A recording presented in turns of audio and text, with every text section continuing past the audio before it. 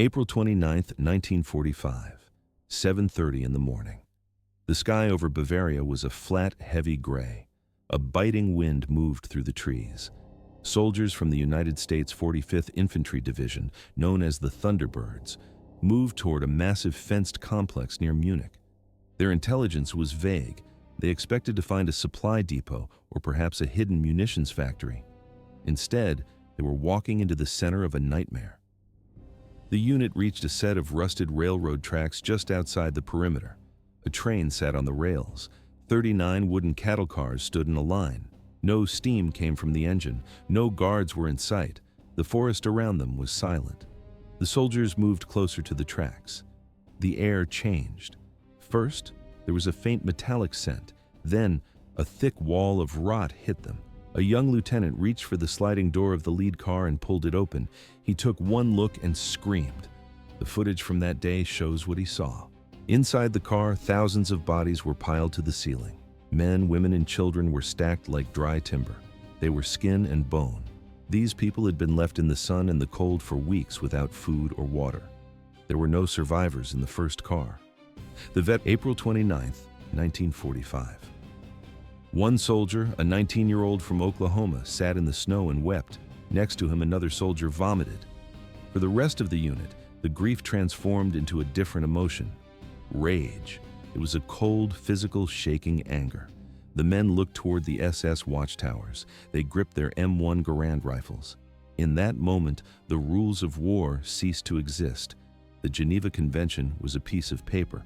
The only priority was revenge. This is the record of the Dachau Liberation Reprisals. It is the day American soldiers reached their breaking point. They lined SS guards against a coal wall. It is the day General George Patton decided that execution could be justice. Who were these men? At first glance, ordinary citizens. But in reality, a unit pushed beyond human limits. The soldiers of the 45th Infantry Division were not killers. They were farm boys, factory workers, and students from the Midwest. They were the liberators. Before this morning, they were professionals. They took prisoners and provided medical aid to the enemy. Dachau destroyed that discipline in minutes. Lieutenant Colonel Felix Sparks was the commander on the ground. He attempted to maintain order. The footage shows Sparks moving through the snow, shouting at his men. He told them to keep moving. He ordered them not to look at the train cars, but the eyes could not turn away. There were 2,300 bodies on that transport. The soldiers walked the length of the tracks. They saw thousands of open, staring eyes. They saw skin stretched over bone. Private John Lee later recorded his reaction. He stated they were so angry they wanted to kill every German on earth. The unit reached the main gate of the camp. The SS guards stood there. It got worse. The soldiers saw the coal yard. They saw the oven. April 29th, 1945. The Dachau concentration camp was about to change hands. The commandant, Martin Weiss, had already fled the scene. He left behind a junior officer, Lieutenant Heinrich Wicker, and 500 SS guards to face the advancing tide. Wicker understood the tactical situation. The war was over. He decided to surrender. Wicker prepared for the meeting with meticulous detail. He put on his cleanest uniform. He spent time polishing his leather boots until they shone. He stepped out of the gate carrying a white flag. Wicker expected a professional reception. He expected the Americans to recognize his rank. He expected a salute and the traditional respect granted to an officer. The lieutenant approached the American line. He stood tall and spoke clearly. He told them he was surrendering the camp to the United States Army. An American officer stared at him. The American saw a clean, well-fed Nazi in a pressed uniform. Then his gaze shifted. Behind Wicker lay piles of skeletal, starving corpses. The American officer did not salute. He spit directly into the German's face. The surrender ceremony ended there. The Americans pushed past the gates and entered the compound. Chaos broke out immediately. 30,000 prisoners, reduced to living skeletons, rushed toward the fences. The sound of their screaming filled the air. They were shouting one word over and over, Americans. They were weeping with relief. But the mood among the soldiers was different. While the prisoners cheered, the Americans began a hunt. A group of SS guards attempted to surrender near a coal yard. They raised their hands high above their heads. They shouted the phrase, "Hitler kaputt." They believed this would grant them safety. It was a mistake. Lieutenant Jack Bushyhead, a Native American officer, stood nearby. The footage from the day shows his hands were shaking. He had just walked through the crematorium. He had seen the industrial ovens still filled with warm human ash. He looked at the SS guards. They were healthy. They remained arrogant. Bushyhead looked at his men. He didn't speak a single word. He simply gestured with the barrel of his Thompson submachine gun. The motion was clear. Line them up. The Germans began to panic. They were forced against a brick wall. Roughly 50 SS men stood in a row. One of them began to scream about the Geneva Convention. An American machine gunner known as Bird Eye moved into position.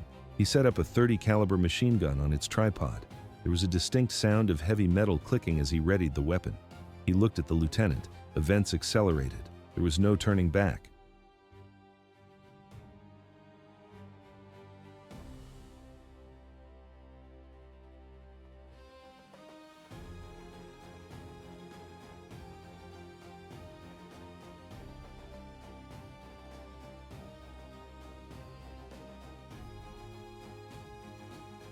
The lieutenant gave a quick nod.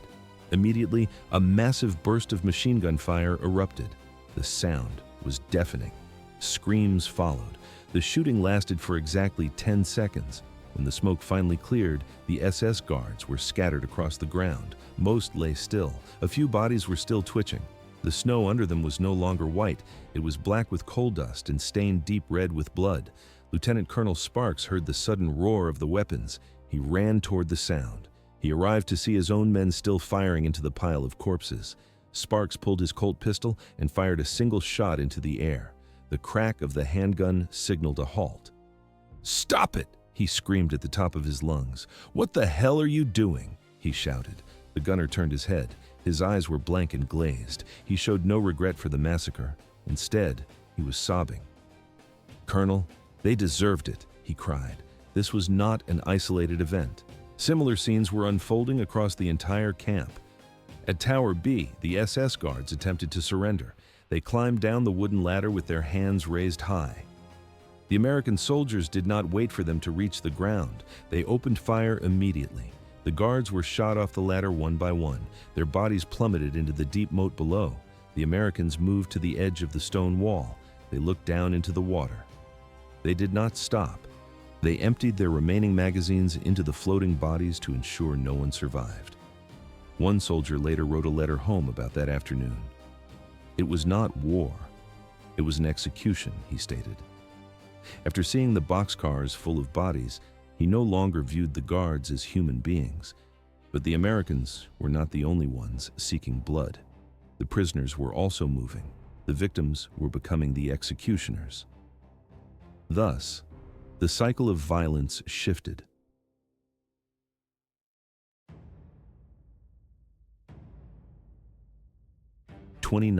April 1945. The hierarchy of the camp collapsed in an instant. Prisoners spilled out of the wooden barracks like a flood. Most were skeletal, weighing less than 80 pounds, their legs shaking from typhus and starvation. But adrenaline replaced muscle. They found a lone SS guard shivering in a wooden watchtower.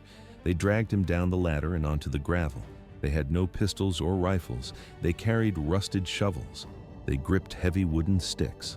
Those with nothing used their fingernails and teeth. The American soldiers stood 10 yards away. They didn't raise their Garans. They leaned against the brick walls and lit cigarettes. The smell of tobacco mixed with the stench of the crematorium. A young officer looked at the scene and asked if they should intervene. A sergeant shook his head and told him to let them finish. The prisoners struck the guard until the shovel blades bent. They tore his uniform to rags. They tore his body apart. It was raw. It was physical. For the survivors, it was the only justice that made sense. The violence spread to the latrines. A group of inmates found a capo, a prisoner who had collaborated with the SS to beat his own kind. They didn't waste words. They shoved his head into the waist and held him down until he stopped moving. For 60 minutes, the gates of Dachau enclosed a zone without laws. The victims transformed into judges and executioners. The U.S. Army watched the clock and waited. But this was only the beginning. The chaos eventually hit a limit. Lieutenant Colonel Felix Sparks, realized the situation was spiraling toward total collapse. He drew his sidearm and ordered the killing to stop. He moved the surviving German guards into locked cells to protect them from his own infantry. But the damage to the record was already done. The shutter of a camera had clicked. The footage shows American soldiers standing over rows of dead Germans in the coal yard. The camera records bodies slumped against a brick wall, executed without a trial.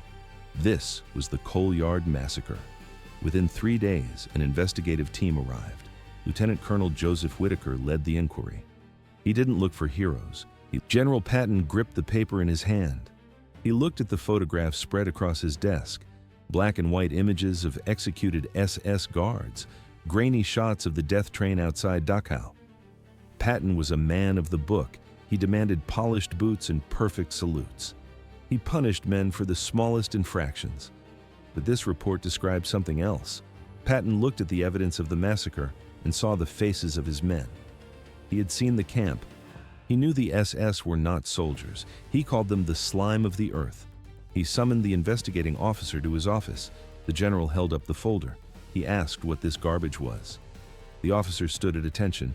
He replied that it was evidence of war crimes committed by American troops. Patton slammed the report onto the wooden desk. He shouted at the officer. He spoke about the 2,000 rotting bodies found on the train. He asked if the army expected his boys to follow a rule book after seeing that. Patton refused to sign the court-martial papers. Witnesses say he told his staff that the men were overwrought. He claimed they had nervous trigger fingers. He stated that this was simply the nature of war. Then he took the document. He lit a flame and watched the paper turn to ash. Other sources claim he ordered the file buried in the deepest top-secret archive in the military. He gave a final order. There would be no trial. The SS had received their payment. He dismissed the staff. The footage from the era shows the scale of the horror. General Dwight D. Eisenhower, the Supreme Commander, saw the same photos. He reached the same conclusion. Putting American heroes on trial for killing Nazi monsters would destroy the morale of the entire army. The order came down from the top. Quash the investigation. The charges against the soldiers of the 45th Division vanished. Lieutenant Jack Bushyhead was the man who ordered the machine guns to fire. He didn't face a firing squad or a prison cell. He went home to Oklahoma. He never gave interviews. He never wrote a book. He died in 1977. He carried a dark secret to his grave. The Dachau Reprisals are still debated. At first glance, a war crime. But in reality, a human breaking point. Neo-Nazis attempt to use the event to claim moral equivalence. Historians reject this. It was not a planned genocide. It was a psychological snap. The camera records the evidence. Rooms filled with bone-thin corpses, piles of clothes. The smell of decay was everywhere. When a soldier sees a starved child, he stops being a professional. He becomes an avenger. The soldiers of the 45th Division chose vengeance. General Patton chose to protect them. Today, a memorial stands at Dachau. It honors 30,000 victims of the Nazi regime. There is no monument for the 50 SS guards who died against the coal yard wall. Their bodies were dumped into unmarked pits. They were the architects of a literal hell on earth. On April 29, 1945, they faced their own creation. The American veterans carried the weight of that afternoon for decades. They tried to push the sound of the machine guns out of their minds, but they never expressed regret. One veteran spoke out years later. He admitted that killing prisoners is technically wrong. Then he added a caveat. At that specific place, on Gunel that day, it felt like the only right thing to do. The investigation ended there. The files remained closed. The story survived only in the memories of the men who were there. Thus ended the bloodiest day in the history of the 45th Division.